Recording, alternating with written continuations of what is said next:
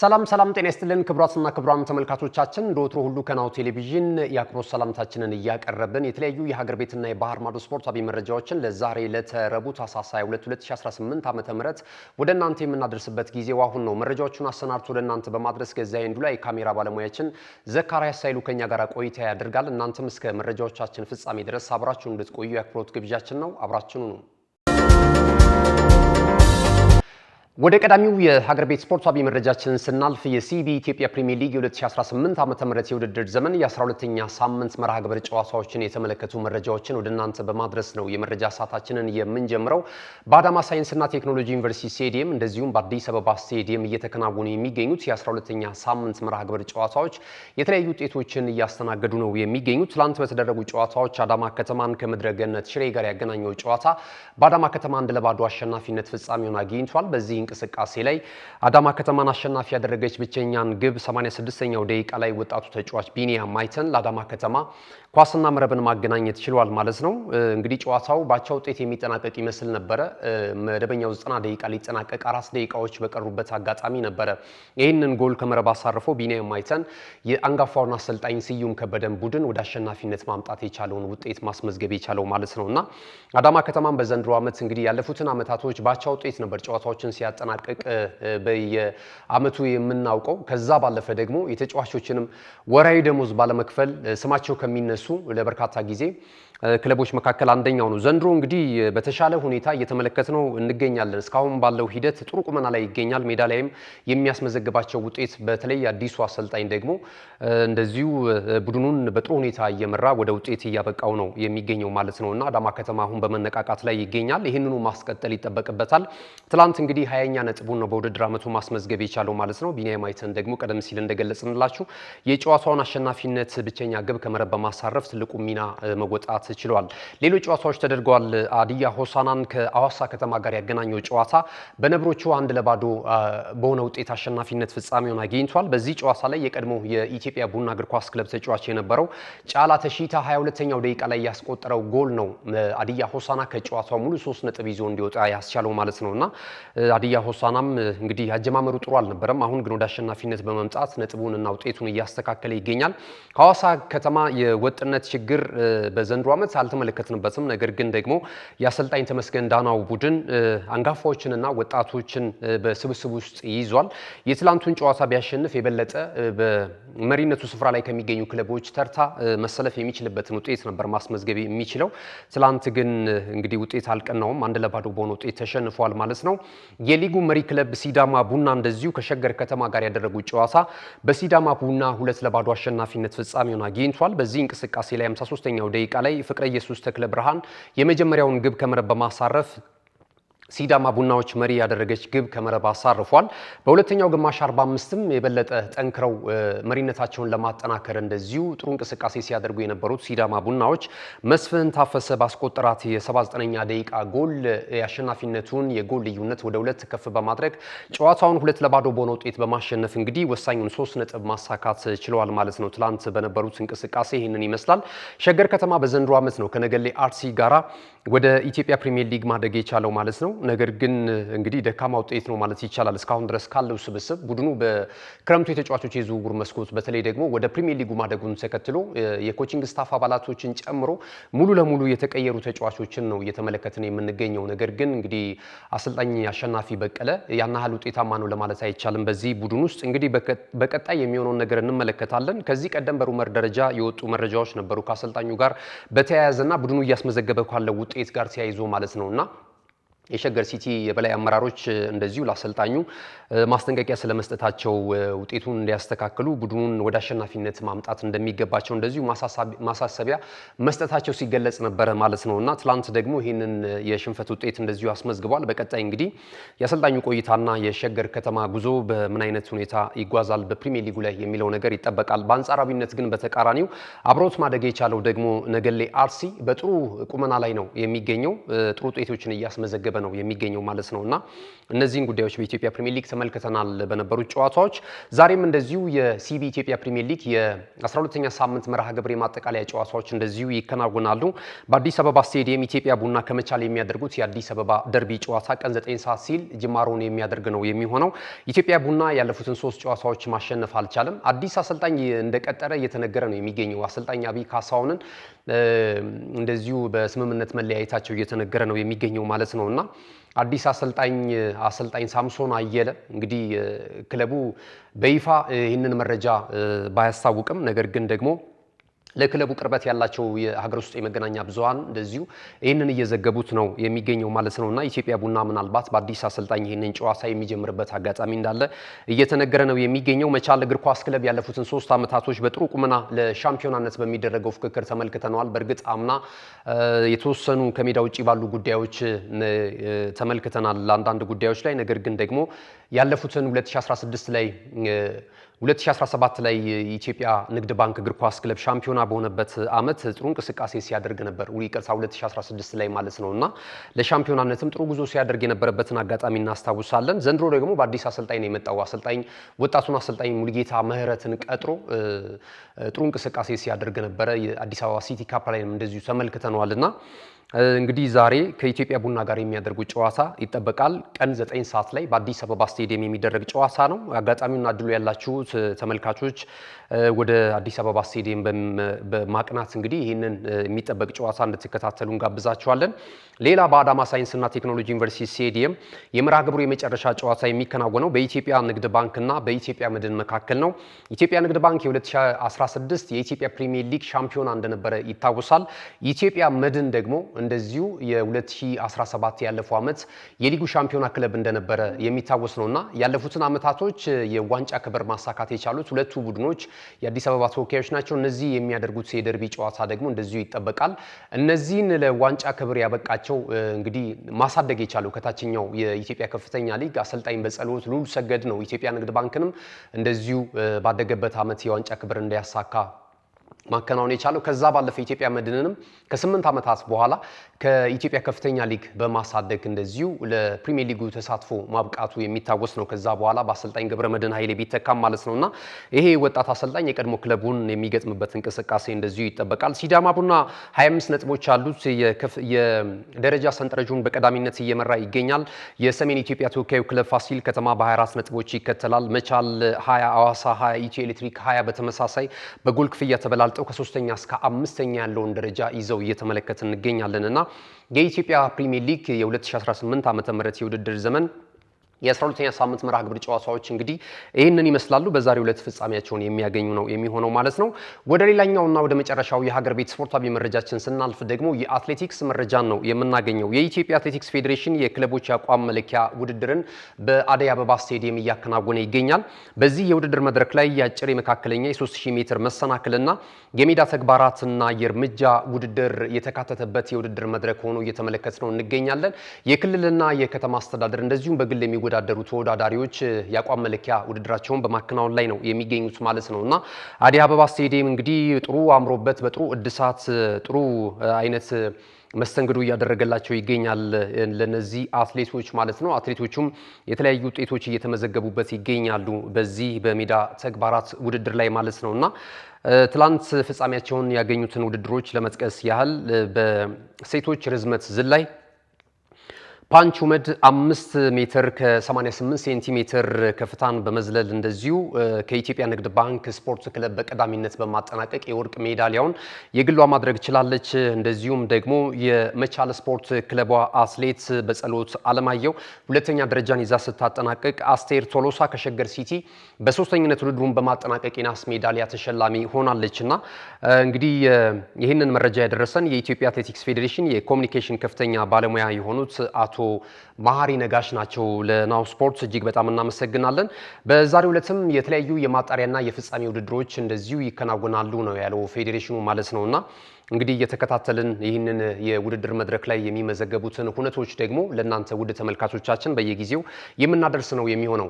ክቡራትና ክቡራን ተመልካቾቻችን የሀገር ቤት ስፖርታዊ መረጃዎቻችን ይህንን ይመስሉ ነበር። ናሁ ቴሌቪዥን ናሁ ስፖርትን የዕለተ ረቡዕ መሰናዶን እየተከታተላችሁ ስላላችሁ እጅግ በጣም እናመሰግናለን። መልእክቶች አሉ። መልእክቶቹን ተከታትለን ስንመለስ ደግሞ ወደ ባህር ማዶ ስፖርታዊ ጉዳዮቻችን በቀጥታ የምናቀና ይሆናል። አሁንም ወዳችሁና ፈቅዳችሁ ናሁ ቴሌቪዥንን መርጣችሁ እየተከታተላችሁን ስላላችሁ በድጋሚ እናመሰግናለን። ወደ መልእክቶቹ እንለፍ። ካሽጎ በየትኛውም ዓለም ሆነው በማንኛውም ሰዓት ለወገኑ የሚደርሱበት ፈጣን የገንዘብ መላኪያ ተከፈተሎ። ማስተርና ቪዛ ካርዶን በመጠቀም ከ5 እስከ 20 ዶላር የሚልኩበት አዲስ የገንዘብ መላኪያ መንገድ። ካሽጎን ለየት የሚያደርገው የትኛውም የገንዘብ ዝውውር በፍጥነት አገልግሎት ከመስጠቱም ባሻገር ለማንኛውም አገልግሎት ምንም አይነት ክፍያ አለመጠየቁ ነው።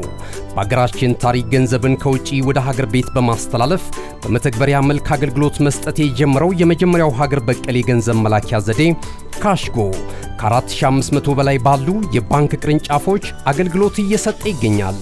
ገንዘቦን በሰኮንዶች ልዩነት ውስጥ ይፈልጉ በአካውንቶ ወይንም በእጆ ቆጥረው የሚወስዱበት ልዩ ዘዴ። በቅርቡ ሁሉንም ኢትዮጵያዊ ባለቤት ለማድረግ ጉዞ የጀመረው ካሽጎ ዛሬውኑ መተግበሪያውን በስልኮ ላይ በመጫን የአገልግሎቱ ተጠቃሚ ሆኑ። ፍጥነት መለያችን፣ ኢትዮጵያን መክፈቻችን፣ ካሽጎ ነው መላኪያችን። ካሽጎ የአዲሱ ትውልድ ብራንድ። ተመልሰናል። ክቡራትና ክቡራን ተመልካቾቻችን ይህ ናሁ ቴሌቪዥን ነው። ናሁ ስፖርትን የዕለተ ረቡዕን የመረጃ ሰዓታችንን በመከታተል ላይ ትገኛላችሁ። እጅግ በጣም እናመሰግናለን። ቀደም ሲል የሀገር ቤት ስፖርታዊ መረጃዎች ወደ እናንተ ደርሷል። ከዚህ ሰዓት ጀምረን ደግሞ ከባህር ማዶ ያገኘናቸውን ስፖርታዊ መረጃዎች ወደ እናንተ እያደረስን ቆይታ እናደርጋለን። እንግዲህ በዩቲዩብም ትላንት ምሽት በ19ኛ ሳምንት የእንግሊዝ ፕሪሚየር ሊግ ላይ ተጠባቂውን ጨዋታ የአስተን ቪላንና የአርሰናልን ጨዋታ ትክክለኛ ቅድመ ግምት ለሚያደርሱን የሞባይል ካርድ ሽልማት እንደምናደርስ እንደዚሁ ለተመልካቾቻችን ጋብዘን ነበረ። በስተመጨረሻ እነማን መለሱ፣ እነማን ይህንን ትክክለኛ ጥያቄ ፈጥነው መለሱ የሚለውን ወደ እናንተ የምናደርስ ነው የሚሆነው። ተሸላሚዎቹን ስማቸውን ይፋ እናደርጋለን ማለት ነው። አሁን ግን መነሻችንን የምናደርገው የሀገራችንን ትልቁን የእግር ኳስ መድረክ የሆነውን የ35ኛውን የአፍሪካ ዋንጫ የውድድር መድረክን የተመለከቱ መረጃዎችን ወደ እናንተ በማድረስ ነው። በሰሜን አፍሪካዊቷ ሀገር ሞሮኮ አስተናጋጅነት እየተከናወነ የሚገኘው 35ኛው የአፍሪካ ዋንጫ የውድድር መድረክ የምድብ ጨዋታዎችን ለማጠናቀቅ ከጫፍ የደረሰበትን ሁነት እየተመለከትን ነው የምንገኘው። ትላንትና የምድብ 3 እና 4 የመጨረሻ ጨዋታዎችን ተመልክተናል። ወደ አፍሪካ ዋንጫው ወደ ጥሎ ማለፍ 16ቱ ማለፍ የቻሉትንም ሀገራቶች እንደዚሁ የተለዩበት ጨዋታ ነበረ ማለት ይቻላል። በምድብ 3 ጎረቤት ሀገር ታንዛኒያ ከቱኒዚያ ጋር ያደረጉት ጨዋታ አንድ አቻ በሆነ ውጤት ተጠናቋል። አስቀድመው ጎል ማስቆጠር የቻሉት ቱኒዚያዎች ነበሩ። ጋሃርቢ 43ኛው ደቂቃ ላይ በፍጹም ቅጣት ምት ቱኒዚያን መሪ ያደረገ ግብ ከመረብ አሳርፎ ነበር። ነገር ግን ደግሞ እንግዲህ ታንዛኒያ ደግሞ 48ኛው ደቂቃ ላይ ከረፍት መልስ እንደተመለሱ እንግዲህ ሳሉም ባስቆጠራት ግብ አንድ አቻ በሆነ ውጤት ጨዋታው ተጠናቋል ማለት ነው። ታንዛኒያ በጥሩ መነቃቃት ላይ ነው የምትገኘው። ምንም እንኳን በአፍሪካ ዋንጫ የውድድር መድረክ ያናህል ውጤት እየቀናት ባይገኝም ነገር ግን ደግሞ ከጊዜ ወደ ጊዜ ከዓመት ዓመት አጠቃላይ መሰረተ ልማታቸው ላይና የእግር ኳስ እድገታቸው ላይ ሳይንሳዊ ለውጦችን በማምጣት ላይ ነው የሚገኙት ማለት ነውና ታንዛኒያ እንግዲህ ትላንትና ብዙ ፕሮፌሽናል ተጫዋቾች ያሉባትን ቱኒዚያን ገጥማ በአፍሪካ ዋንጫው የምድብ 3 ጨዋታ እንደዚሁ ባቻ ውጤት ጨዋታውን አጠናቃለች ማለት ነው። እስካሁን ድረስ 2 ጨዋታዎችን ባቻ ውጤት አጠናቃለች። አንድ ጨዋታ ብቻ ነው የተሸነፈችው ቱኒዚያ ማለት እንችላለን። በይህንን ምድብ እንግዲህ በዚህ ምድብ ላይ ሌሎችም ጨዋታዎች ተደርጓል። ናይጄሪያ ከዩጋንዳ ያደረጉት ጨዋታ ደግሞ በናይጄሪያ 3-1 አሸናፊነት ተጠናቋል። ያለፈው ዓመት የፍጻሜ ተፋላሚ የነበረችው የምዕራብ አፍሪካዊቷ ሀገር ናይጄሪያ ትላንትና 3-0 በሆነ ውጤት ጨዋታውን በድል ስትደመድም ናቹ 28ኛው ደቂቃ ላይ እንደዚሁም ደግሞ ሆኔዲካ 62ኛውና 67ኛው ደቂቃ ላይ ተጨማሪ 2 ግቦችን ከመረብ በማሳረፍ ንስሮቹ ከጨዋታው ሙሉ 3 ነጥብን በማግኘት በአጠቃላይ 100% የምድቡን 3ቱንም ጨዋታዎች በማሸነፍ በ9 ነጥብ እንደዚሁ ጥሎ ማለፍ 16ቱን መቀላቀላቸውን ያረጋገጡበት ውጤት ሆኖላቸዋል ማለት ነው። ቱኒዚያ 4 ነጥብ አላት። ሁለተኛ ደረጃ ላይ ተቀምጣ ወደ ቀጣዩ ዙር ማለፍ ትችላለች። ታንዛኒያና እንደዚሁ ዩጋንዳ ደግሞ 2 እና 1 ነጥብ ይዘው እነዚህ የምስራቅ አፍሪካ ሀገራቶች የመጨረሻው ግርጌ ላይ ተቀምጠዋል ማለት ነው። ሌላ የምድብ ጨዋታዎችን ስንመለከት እንደዚሁ በምድብ 4 ዲአር ኮንጎ ከቦትስዋና ያደረጉት ጨዋታ በዲአር ኮንጎ 3-2 አሸናፊነት ተጠናቋል። በዚህ ጨዋታ ላይ ሙቡኩ 31ኛው ደቂቃ ላይ እንደዚሁም ደግሞ ካኩታ 41ኛው ደቂቃ ላይ በፍጹም ቅጣት ምትና በጨዋታ ሁለት ግቦችን ከመረብ በማሳረፍ ዲአር ኮንጎ ከጨዋታው ሙሉ 3 ነጥብና ንጹህ 3 ግብ እንደዚሁ ማግኘት የቻለችበትን ውጤት ማስመዝገብ ችላለች። ሌላው የ21 ወይም ደግሞ በ22 የአፍሪካ ዋንጫ የውድድር መድረክ አሸናፊዋ ሀገር የነ ሳዲዮ ማኔ ሀገር ሴኔጋል ቤኒንን በገጠመችበት እንቅስቃሴ ሴኔጋል ብሔራዊ ቡድን 3-2 በሆነ ውጤት ማሸነፍ ችሏል። ሴክ 38ኛው ደቂቃ ላይ እንደዚሁም ደግሞ ዲያሎ 62ኛው ደቂቃ ላይ ኒዴ ደግሞ በፍጹም ቅጣት ምት 97ኛው ደቂቃ ላይ እንደዚሁ ጎል አስቆጥረው 3-2 በሆነ ውጤት እንደዚሁ የሴኔጋል ብሔራዊ ቡድን ማሸነፍ ችሏል። በዚህ ምድብ ላይ ሴኔጋል እና ዲአር ኮንጎ 7 ነጥቦችን ይዘው ወደ ቀጣዩ ዙር ማለፋቸውን ሲያረጋግጡ ቤኒን በ3 ነጥብ እንደዚሁ ቦትስዋና ደግሞ ተከታዩን ደረጃ ላይ ተቀምጠዋል ማለት ነው። ዛሬ የሚደረጉ የአፍሪካ ዋንጫ ጨዋታዎች ይኖራሉ። ኢኳቶሪያል ጊኒ ከአልጄሪያ ምሽት 1 ሰዓት ላይ ጨዋታቸውን ሲያደርጉ እዚሁ ምድብ ላይ የሚገኙት ደግሞ ሱዳንና ቡርኪና ፋሶ በዚሁ ሰዓት ላይ ጨዋታቸውን የሚያከናውኑ ይሆናል። ሌላው ምሽት 4 ሰዓት ላይ የሚደረጉ ሁለት በኩል ተመሳሳይ ጊዜ የሚከናወኑ ሁለት ጨዋታዎች አሉ። ጋቦን ከአይቬሪ ኮስት እንደዚሁ ደግሞ ሞዛምቢክ ከካሜሮን የሚያደርጉት ጨዋታ ትልቅ ትኩረትን አግኝቷል። አይቬሪ ኮስት እንግዲህ ያለፈው ዓመት የ34ኛው የአፍሪካ ዋንጫ የውድድር መድረክን ራሷ አሰናድታ ራሷ የዋንጫውን ክብር ማስቀረቷ የሚታወስ ነውና ዘንድሮም እንግዲህ ይህንን የዋንጫ ክብር ዳግም ለማግኘት እንደዚሁ ጥረት እንደሚያደርጉ ነው እየተገለጸ የሚገኘው። ትልልቅ በአውሮፓ የሚጫወቱ ከዋክብቶችን የያዘው ስብስብ የኮትዲቫር ብሔራዊ ቡድን እንደዚሁ ጨዋታውን ያከናውናል። ከጋቦን ጋር የሚያደርጉ ጨዋታ ይጠበቃል።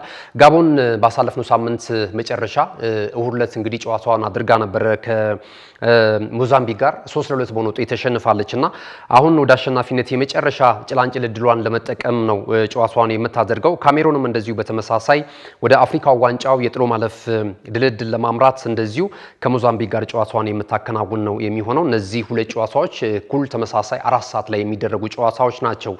ወደ አውሮፓ እናቀናለን። ክቡራትና ክቡራን ተመልካቾቻችን በቀጥታ የተወዳጁ የእንግሊዝ ፕሪሚየር ሊግን መረጃ ነው ቀዳሚ የምናደርገው።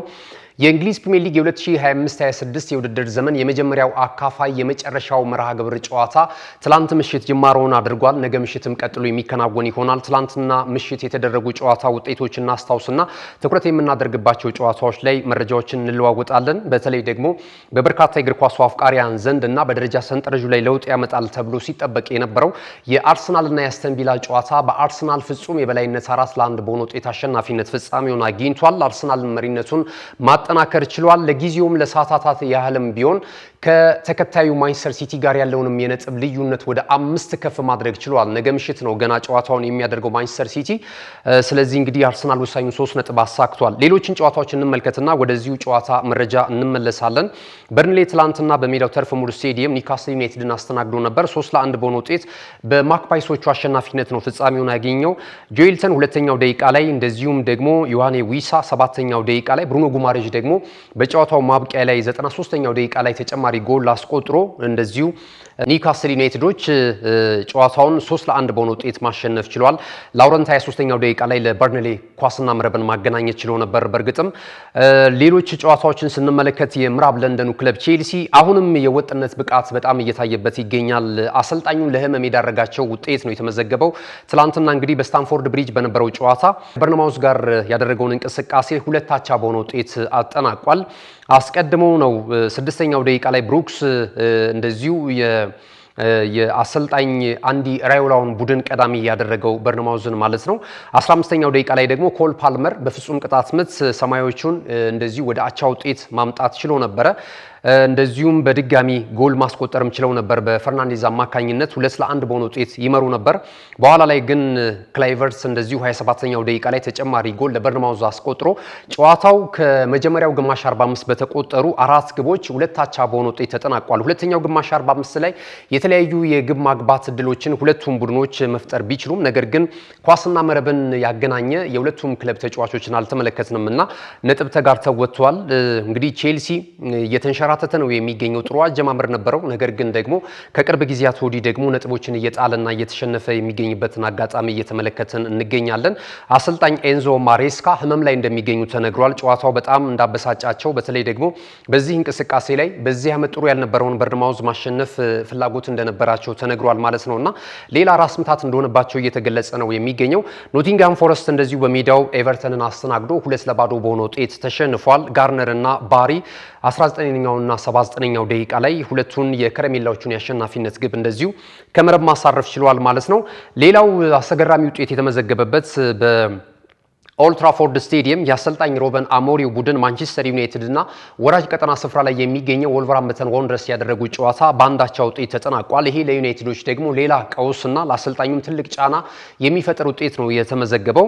እንግዲህ አስቀድመው ማንቸስተር ዩናይትዶች ጆሹዋ ሲርኬዚ 27ኛው ደቂቃ ላይ ኳስና መረብን በማገናኘት ቀይ ሰይጣናቱን መሪ ያደረገ ግብ ከመረብ አሳርፎ ነበርና ጥሩ መነቃቃት ነበር በኦልድ ትራፎርድ ስቴዲየም። ያለፈውን ጨዋታ በድል ማጠናቀቃቸውን ተከትሎ በተለይ ስኳዳቸው ሙሉ ሳይሆን ኒውካስል ዩናይትድ ላይ የነበራቸው ብልጫና 1-0 በሆነ ውጤት ያሸነፉበት እንቅስቃሴ እናስታውሳለንና በዛ ጨዋታ ላይ ዩናይትዶች በጥሩ መነቃቃት ላይ ነበሩና የወልቨርሃምፕተን ወንደረርስም ወደ ሶስተኛው ጨዋታ አሸናፊነት ሊያንደረድራቸው ይችላል፣ አዲሱንም ዓመት ስጦታ አድርገው ያበረክቱታል ተብሎ ሲገመት ነበር። ነገር ግን ትላንትና እንግዲህ ባልተጠበቀ ሁኔታ ወራጅ ቀጠና ስፍራ ላይ የሚገኘው ወልቨርሃምፕተን ወንደረርስ ከኦልድ ትራፎርድ ስቴዲየም ከዛ ከሚያስፈራው ስቴዲየም እንግዲህ ነጥብ ተጋርቶ መጥቷል ማለት ነውና ይሄ ለዩናይትድያን ትልቅ ቀውስ የፈጠረ ነው ትላንት ምሽትም እና የአሰልጣኝ ሮበን አሞሪምን ወንበር ደግሞ በድጋሚ የበለጠ እንዲነቃነቅ ያደረገ ውጤት ተመዝግቧል ማለት ነው።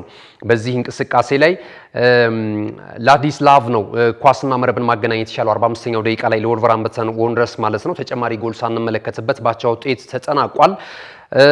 ተጠብቆ የነበረውን ጨዋታ እንመልከት። በአርሰናል እና በአስተን ቪላ መካከል የነበረው ጨዋታ እንግዲህ ኤምሬትስ ስቴዲየም ላይ በከፍተኛ ድባብ ነበረ የአርሰናል ደጋፊዎች ሲጠብቁት የነበረው። እዚህም ሀገር ደግሞ እኛ በተለያዩ መገናኛ ብዙሃን እንደዚሁም ሶሻል ሚዲያው ላይ የአርሰናል ደጋፊዎች ለመበቀል ዝግጁ መሆናቸውን ሲያበስሩ ነበረ። 2 ቀን እየቀረው ማለት ይቻላል እና ሰፊ ዝግጅት ሲያደርጉበት የነበረ እንቅስቃሴ ነው። በተደጋጋሚ ብልጫ እየወሰደባቸው ከዋንጫ እያደናቀፋቸውም ጭምር ነበረ እንግዲህ አርሰናል የነበረው ያለፉትን አመታቶች አስተን ቪላ ማለት ነውና ይህንን ቡድን ለማሸነፍ ትላንትና ትክክለኛው ቀን ሆኖ ትክክለኛው ምሽት ሆኖ እንግዲህ ሰዓቱ ደርሶ ጨዋታው ሊጀመር ጥቂት ደቂቃዎች ሲቀሩ ደግሞ በአርሰናል በኩል ያልተጠበቀ ነገር ተሰምቶ የአርሰናል ደጋፊዎችን ትንሽ ረብሾ ነበረ። ዴክላን ራይስ እንደዚሁ ጉዳት እንዳጋጠመው ነው እስከ ጨዋታው መጀመር ድረስ በቋሚ አሰላለፍ ውስጥ የመካተት እድል እንደነበረውና በጨዋታው ላይ ሊሰለፍ የሚችልበት እድል ሰፊ ስለመሆኑ ሲነገር ነበር ከክለቡ አካባቢ የሚወጡ መረጃዎች ማለት ነውና በስተመጨረሻ ግን ተጫዋቹ ጨዋታውን ለመጫወት ዝግጁ ያለመሆኑ ከጤና ጋር በተያያዘ እንደዚሁ ተገለጸ። በዛ አጋጣሚ ደግሞ የአርሰናል ደጋፊዎች እንግዲህ ምናልባት አሁንም ዳግም አስተን ቪላ ብልጫ ይወስድብናል የሚል ስጋት ነበረ። ነገር ግን በጨዋታው እንቅስቃሴ እንደተመለከትነው ሙሉ 90 ደቂቃውን የአርሰናል ተጫዋቾች ሲቦርቁበት እንዳመሹ ነው የተመለከትነው ማለት ነውና በሙከራ ረገድ በአጠቃላይ በጨዋታ እንቅስቃሴ ከግብ ጠባቂ እስከ ፊት መስመር ድረስ የነበራቸው አጠቃላይ ቅንጅት ትላንትና ለትላንቱ ጨዋታ ምን ያህል የስነ ልቦናና አካላዊ ብቃት ዝግጅት እንዳደረጉ የአሰልጣኝ ሚኬል አርቴታ ደግሞ የታክቲክና ቴክኒክ የተከተለበት ለጨዋታው ሂደት በበርካታ የእግር ኳሱ ሊቃን ሲወደስለት ነበረ ማለት ነውና ሁለቱን ስፔናዊ የአሰልጣኝ ያገናኘው ፍልሚያ በአርሰናል 4-1 አሸናፊነት ፍጻሜውን አግኝቷል። ትላንት እንግዲህ አስቀድመው ጎል ማስቆጠር የቻለው አርሰናል ነው። እንግዲህ የመጀመሪያው ግማሽ 45 0-0 በሆናቸው ውጤት ነው የተጠናቀቀው። ብዙ የግብ ማግባት ሙከራ እድል ፈጥረው ቢሆንም መድፈኞቹ ነገር ግን የመጀመሪያው ግማሽ 45 ላይ ኳስና መረብን ማገናኘት አልቻሉም ነበረ። ከዛ በኋላ እንግዲህ ገብርኤል ማጋሌዥ የአርሰናል የቁርጥ ቀን ልጅ ነው እያሉ ብዙዎች እያወደሱት ነው የሚገኘው ማለት ነውና ከጉዳት ከተመለሰ በጣም ገና ሁለተኛ ጨዋታውን ነው እያከናወነ የሚገኘው። ትላንት በቋሚ አሰላለፍ ውስጥ ተካቶ እንግዲህ ጨዋታውን መጀመር ችሎ ነበረ። በሁለተኛው ግማሽ 45 እንደዚሁ ገብርኤል ማጋሌዥ 48ኛው ደቂቃ ላይ ያስቆጠራት ጎል መድፈኞቹን ቀዳሚ አድርጋለች። ይሄ ደግሞ 11ኛ ከማዕዘን ምት የተሻማ ከቆመ ኳስ የተሻማ ግብ ሆና በአርሰናል በኩል ተመዝግባለች ማለት ነውና ገብርኤል ማጋሌዥን በረኛው ጭምር ማርቲኔዝ በጣም ማርክ አድርገውት ነበር። ነገር ግን እንግዲህ የተጫዋቹ ክህሎቱን በመጠቀም ከበረኛው ጋር ነጥቆ ይህንን ኳስ ማስቆጠር ችሏል ማለት ነው። አርሰናልን ቀዳሚ አድርጓል። ዙቢሜንዲ፣ ትሮሳርድ እንደዚሁም ተቀይሮ የገባው ደግሞ ጄሱስ ኳስና መረብን ማገናኘት ችሏል አርሰናል ማለት ነው። በተለይ የዙቢሜንዲ ጎል ሲቆጠር የማርቲን ኦዲጋርድ ኳሱን ያሻገረበት ሂደት እጅግ በጣም በርካቶችን ሲያስገርም ነበረ። ትላንት በነበረው እንቅስቃሴ ላይ ሁሉም ተጫዋቾች በአጠቃላይ ጥሩ እንቅስቃሴ ነበራቸው ብለን ብንወስድም ነገር ግን ደግሞ ማርቲን ኦዲጋርድ ጨዋታውን በማቀጣጠልና የማጥቃት እንቅስቃሴ ወደ ላቀ ከፍታ እንደዚሁ እንዲሸጋገር ያስቻለበትን ሁኔታዎች ተመልክተናል። ከዚህ ቀደም በብራይተን ኳስና መረብን ማገናኘቱን እናስታውሳለን እና ይህ ተጫዋች ከጉዳት መልስ የትከሻ ጉዳት ነበረበት። ከዛ በኋላም ሌላ ጉዳት ገጥሞት ነበረ። እንደዚሁም ደግሞ ከአሰልጣኝ ሚካኤል አርቴታ ጋርም ሰላም አይደሉም የሚል መረጃዎች ሲወጡ ነበር። አሁን ግን ወደ ትክክለኛ ሚናው ወደ ቀድሞ ወደ የሚያውቁት የአርሰናል ደጋፊዎች ወደሚያውቁት ብቃቱ እየተመለሰ እንዳለ በሁለቱ ተከታታይ ጨዋታዎች ላይ ማሳየት ችሏልና ትላንትም የነበረው ብቃት በጣም የሚገርም ነበረ። እሱም አልተሳካለትም እንጂ ጎል ማስቆጠር የሚችልባቸውን አጋጣሚዎች እንደዚሁ ፈጥሮ ከርቀት ኳሶችን ሲመታ የነበረበትን አጋጣሚ ተመልክተናል። ጄሱስ 55 ሰከንድ ነው የፈጀበት ኳስና መረብን ለማገናኘት ተቀይሮ ከገባ በኋላ በግሩም ሁኔታ ኳሱን ተቀብሎ ከትሮሳርድ ይህንን ጎል ማስቆጠር ችሏል ማለት ነውና ትላንት እንግዲህ በጥቅሉ 4-1 በሆነ ውጤት አርሰናል ወሳኙን 3 ነጥብ በማሳካት በውድድር ዓመቱ የሰበሰባቸውን ነጥቦች ወደ 45 ከፍ ማድረግ ችሏል። አሰልጣኝ ዩናይ ኤምሬ እንግዲህ የሆድ ህመም ነው የለቀቀባቸው ይህ ውጤት ማለት ነው። ጨዋታው ጭንቀትን የሚፈጥር ነበረ የሚል አስተያየት ሰጥቷል።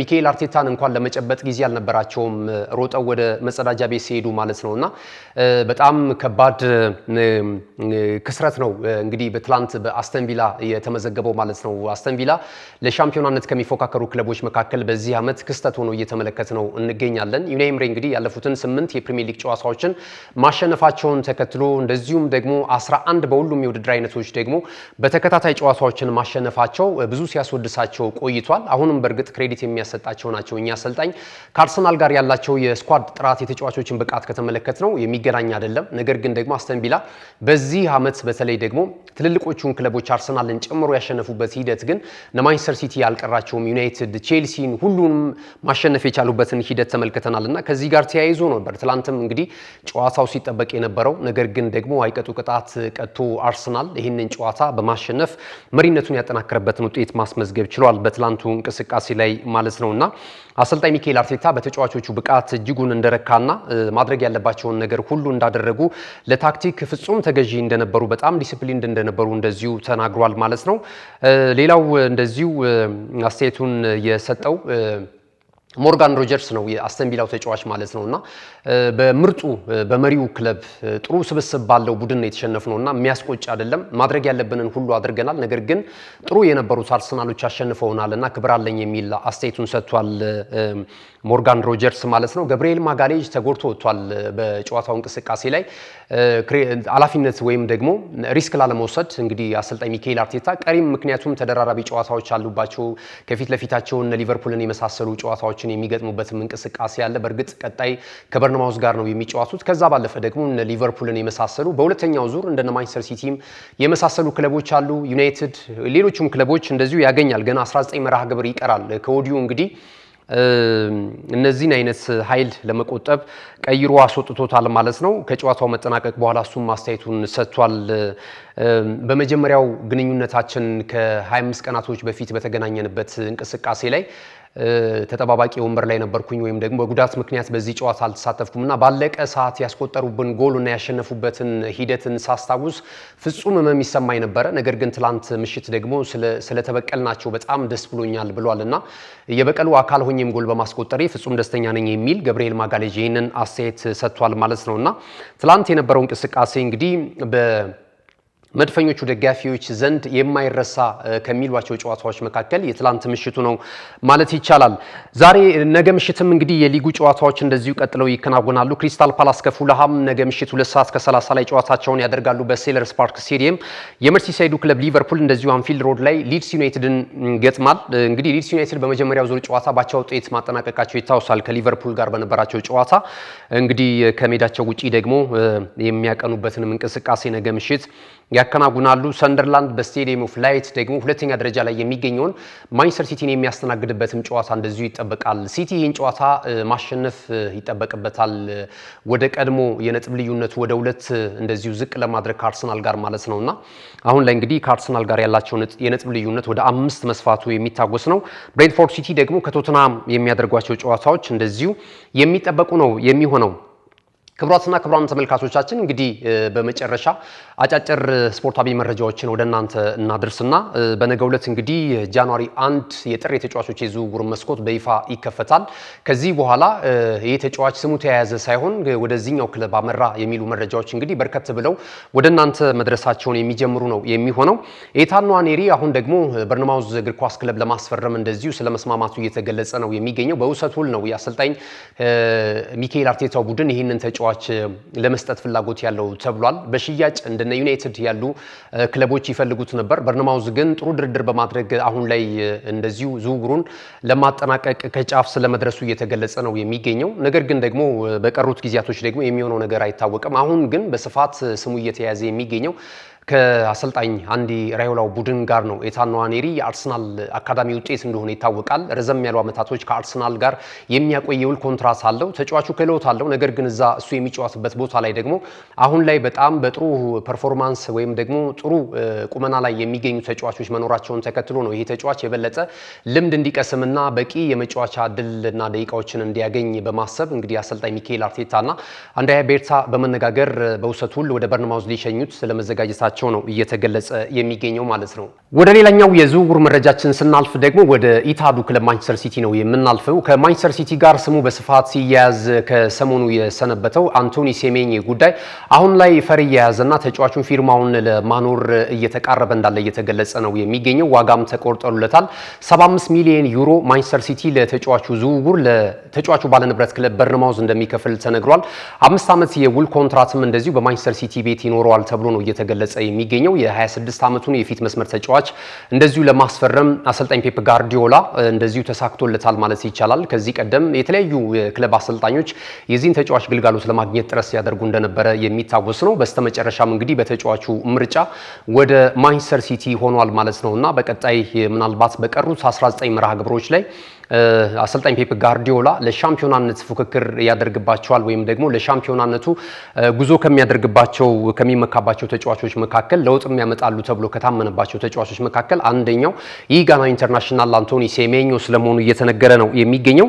እንግዲህ ጨዋታዎች ከተጠናቀቁ በኋላ ብዙ ጊዜ በጨዋታዎችም ወቅት ሽንፈቶች በሚመዘገቡበት ሰዓት ላይ የኃላፊነት የመውሰድ ጉዳይም በተመለከተ እንግዲህ የተጫዋቾች አናሳ ነው ማለት እንችላለን። ብዙ ጊዜ ተጫዋቾች ድል ሲያደርጉ ወይም ደግሞ ጨዋታ ሲያሸንፉ ተጫዋቾች ናቸው የሚወደሱት። ነገር ግን ደግሞ ጨዋታዎች ሽንፈቶች ሲመጡ፣ ተደራራቢ ሽንፈቶች ሲመጡ ደግሞ አሰልጣኞች ላይ ያለው ትኩሳት በጣም ከባድ ነውና በዚህኛው በ19ኛ ሳምንት መርሃ ግብር ላይ ራሱ የተለያዩ ቀውሶችን አስከትሏል። ውጤቶቹን ተከትሎ ማለት ነው። ለምሳሌ ቼልሲና በርንማውዝ ባደረጉት ጨዋታና ባቻ ውጤት በተጠናቀቀው እንቅስቃሴ የቼልሲው አሰልጣኝ ኤንዞ ማሬስካ እንደዚሁ ሕመም ላይ የመሆናቸው ተነግሯል ማለት ነው። እኚህ አሰልጣኝ ከጭንቀት ጋር በተያያዘ በተለይ አሁን ላይ ቡድኑ እያስመዘገበ ካለው ውጤት ጋር በተያያዘ ሳይሆን እንዳልቀረ ነው እንግዲህ መረጃዎች እየጠቆሙ የሚገኙት ማለት ነው። ሌላኛው ማንቸስተር ዩናይትድም ትላንትና ከወልቨርሃምፕተን ወንደረርስ ጋር ባቻ ውጤት ሲያጠናቅቅ አሰልጣኝ ሮበን አሞሪም እንደዚሁ ዲፕሬሽን ውስጥ እንደሚገኙ የተመዘገበው ውጤት ለዩናይትድያን የሚመጥን ያለመሆኑንና ለማሸነፍ ፍላጎት እንደነበራቸው እንደዚሁ ገልጿል ማለት ነው። ይሄም ሌላ እንደዚሁ ትኩሳት ነው በአሰልጣኝ ሮበን አሞሪም ላይ በቀጣይ ወንበራቸው ላይ በቀጣይ ቆይታቸው ላይ ይህንኑ አይነት ነገር አከናንቧቸው አልፏል ማለት ነውና ብዙዎች እንግዲህ በሶሻል ሚዲያውም ላይ አሰልጣኙ ያን ያህል ማንቸስተር ዩናይትድን ይመጥናሉ ብለው እንደማያስቡ እስካሁን ባላቸው እንቅስቃሴ ባስመዘገቧቸው ውጤት ቆይታቸውን በቂ መሆኑን እንደገመገሟቸው ነው እየገለጹ የሚገኙት ማለት ነውና እንግዲህ በቀጣይ የሚያስመዘግቧቸው ውጤቶች ይጠበቃሉ። ሌላኛው ዩናይ ኤምሬም ትላንትና እንግዲህ ህመም እንደገጠማቸው በአርሰናል ቡድናቸው ከተሸነፈ በኋላ አጣዳፊ ህመም እንደገጠማቸው ነበር ሲገልጹ የነበረውና በአሰልጣኝ ላይ ያለው ምክንያቱም ውጤቶች ሲመዘገቡ ብዙ ጊዜ የሚያነጻጽሩት ወይም ደግሞ የሚያነጣጥሩት ወደ አሰልጣኞች ነውና ከዚህ ጋር ተያይዞ ይህንን ተመልክተናል። የእናንተን ምልከታ ደግሞ አሰልጣኞችና የሚያስመዘግቡትን ውጤት ተመልክቶ የሚመጣው አድናቆትም ይሁን ትችት በዚህ መልኩ መሄድ አለበት ወይ ብላችሁ ታስባላችሁ? እስኪ ሀሳብ አስተያየታችሁ ልትገልጹልን ትችላላችሁ። ክቡራትና ክቡራን ተመልካቾቻችን በመጨረሻም እንግዲህ ትላንትና ብሽት በኤምሬትስ ስቴዲየም የተከናወነውና በአርሰናል አሸናፊነት የተጠናቀቀውን ጨዋታ አስቀድመን እንድትገምቱ እንደዚሁ ጋብዘናችሁ ነበረ። በዚህም መሰረት በርካታ የናሁ ስፖርት የዩቲዩብ ቻናላችን ተከታታዮች እንደዚሁ ግምታቸውን አስቀምጠዋል። በዚህም መሰረት አስቀድመው 4-1 በሆነ ውጤት ይጠናቀቃል የሚል ግምት ያደረሱን ተመልካቾቻችን ሃናን መሐመድ 4-1 በሆነ ውጤት አርሰናል ያሸንፋል ብላ ይህንን ማሳካት ትችላለች። ከዛ ባለፈ ደግሞ ወርቁ ገቢሳም እንደዚሁ በተመሳሳይ 4-1 በሆነ ውጤት አርሰናል ያሸንፋል ብሎ ተሳክቶልታል ማለት ነውና ስልካችሁን አስቀምጡልን። እንግዲህ ይህንን የሞባይል ካርድ ሽልማት ወደ እናንተ የምናደርስ ነው የሚሆነው። ለተሳተፋችሁ እንደዚሁ ሀሳብ አስተያየት ስትሰጡም ስለነበራችሁ እጅግ በጣም እናመሰግናለን። በሌላ ደግሞ በተመረጠ ጨዋታ እንደዚሁ ዳግም የምንገናኝ ነው የሚሆነው። ክቡራትና ክቡራን ተመልካቾቻችን እንግዲህ ለዛሬ ለተረቡ ታህሳስ 22 2018 ዓ.ም ወደ እናንተ ያደረስንበት የመረጃ ሰዓታችን ይህንን ይመስል ነበር። መረጃዎቹን ወደ እናንተ በማድረስ ገዛኸኝ ዱላ የካሜራ ባለሙያችን ዘካሪያስ ሳይሉ ከኛ ጋር ቆይታ አድርጓል። ተወዳጅ የናሁ ቴሌቪዥን ፕሮግራሞች አሁንም ወደ እናንተ መድረሳቸውን ይቀጥላሉ። ተወዳጅ የናሁ ቴሌቪዥን ፕሮግራሞች ወደ እናንተ መድረሳቸውን ይቀጥላሉ። መልካም ጊዜ ይሁንላችሁ። እነሆ የምስራች የ10 አየር መንገድ የበረራ ትኬት ለውድ ደንበኞቹ በተቀላጠፈና አስተማማኝ በሆነ መንገድ እያቀረበ ያለው በዚህም በደንበኞቹ የተመሰገነው ጉዞጎ አሁን ደግሞ ተደራሽነቱን በማስፋት ተጨማሪ ባንኮችን በማካተት ለውድ ደንበኞቹ የበለጠ አስተማማኝ ለመሆን ችሏል። የጉዞጎን አፕሊኬሽን ከአፕ ስቶር ወይም ከፕላይ ስቶር በማውረድ የመነሻና የመድረሻ ከተማዎትን መርጠው ዋጋ አወዳድረው የሀገር ውስጥም ሆነ ዓለም አቀፍ በረራ ማድረግ ካሰቡ የበረራ ትኬቶን ክፍያ በአቅራቢያው በሚገኙ ባንኮች አንድም በአካል በመሄድ ወይም በኦንላይን የክፍያ አማራጮች ክፍያዎትን በመፈጸም የበረራ ትኬቶን በእጅ ያስገቡ። ከዚህም በተጨማሪ እንደ ሁሉ ጊዜው ወደ ጉዞጎ የጥሪ ማዕከላችን 7473 በመደወል ከሙሉ የበረራ መረጃ ጋር የ24 ሰዓት የትኬት አገልግሎት ማግኘት እንደሚችሉ ስናበስሮ በታላቅ ደስታ ነው። ለበረራዎ ጉዞጎ